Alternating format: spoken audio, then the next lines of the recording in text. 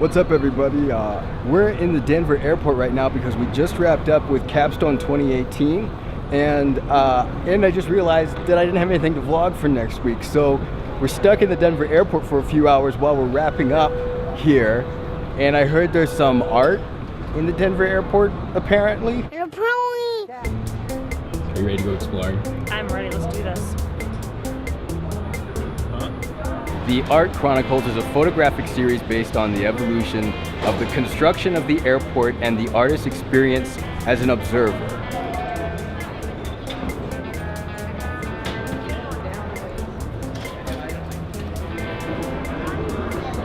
A train is arriving.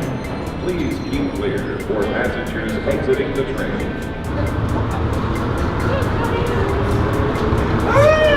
This is art clearly inspired by a jungle gym.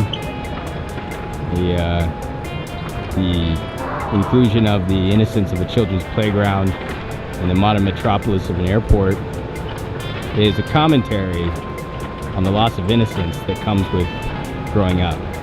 scared half to death. My name is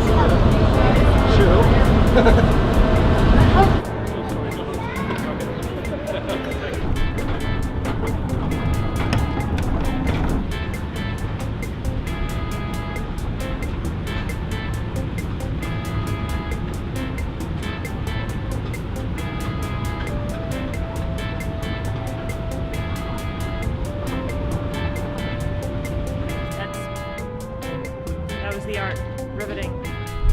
Well, hopefully you guys had more fun watching that than we had filming it. We were legitimately bored in the airport.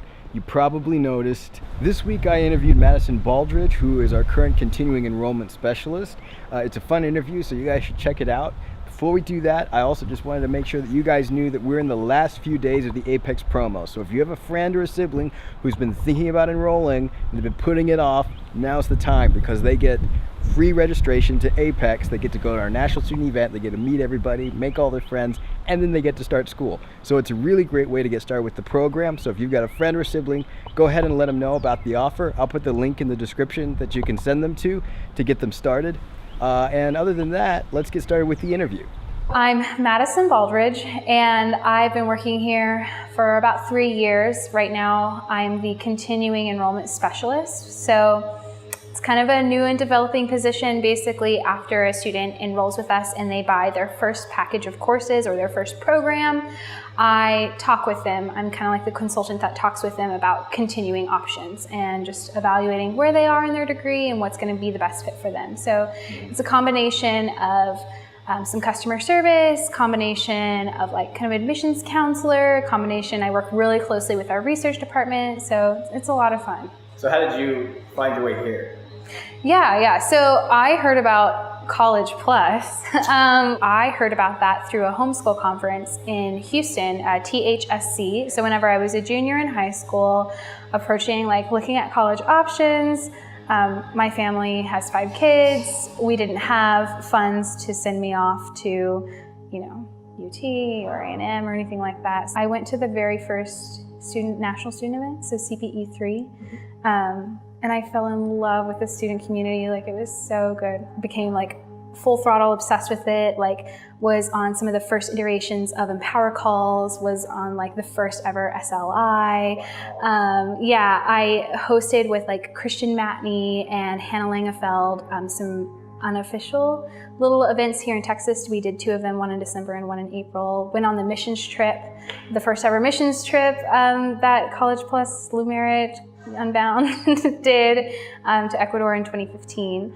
And so through those connections of student life, and then over the summer I worked the convention booth with Woody at THSC again. So it was I knew about Woody from the convention, I knew about Jonathan Brush from Student Life, and so the combination of those things, once they had an opening for a position here at LuMerit, the director of sales at the time just reached out to me and said, hey, these 2 guys have recommended you. You're really, well sought after basically for a job. So we'd love to talk with you. So I wasn't even looking for a job, 18 years old, just graduated high school.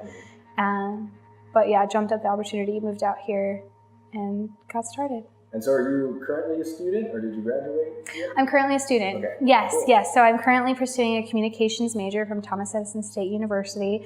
I'm in my American government course right now. I'm sitting at 70-something credits. Okay. I don't know off the top of my head. You're roughly half. Yeah, So you've been balancing that with your full-time job. right. And Yeah. then, so I guess how has that gone for you and sort of what have you found to be effective for balancing this? Yeah, so the biggest struggle for me so far has been I'm a yes person. Like, I want to work, and if you want me to work overtime, I want to work overtime too. And if my friend is putting on a play, or if this person's doing this, like this event or Bible study, like I'm just like, yes, I want to do that. Yes, let's go. But then I also have school. So the biggest thing that I've learned as an adult is to say no, and to be okay with saying no, like to be comfortable with that, because oftentimes saying no like makes me uncomfortable. Like, I don't want to deny someone else something. Like, I want to help, like I want to be there and support you. Apart from work and school, what kind of stuff are you into? Yeah. Like do you have any hobbies or I'm really grasping at straws at this point. No. So that's really funny. I have a lot of hobbies that I don't get to very often. I have lots of little things in my room where I'm like, okay, well, like, here's all my stuff where I like embroidery. Like, I have a whole bag of all of this different stuff, and I have a sewing machine, and I have crocheting needles, and I have a guitar, and I have all this stuff, and I'm like, I never get to use it. Like, I don't really do it. Honestly, I love to like explore different places. So like in San Antonio, I go downtown a lot, walk the Riverwalk. I really enjoy that. Going up to Austin and like trying out new places. I love Austin. It's so beautiful. And so hanging out there, I have friends in both cities. And so live music is a huge thing. Like, concerts take all of my money outside of my bills. Like, I buy concert tickets for myself, for my friends. Like, it's really fun. I like small venues. So it's fun to go see like big people. Like, I saw John Mayer in this past fall with Rebecca.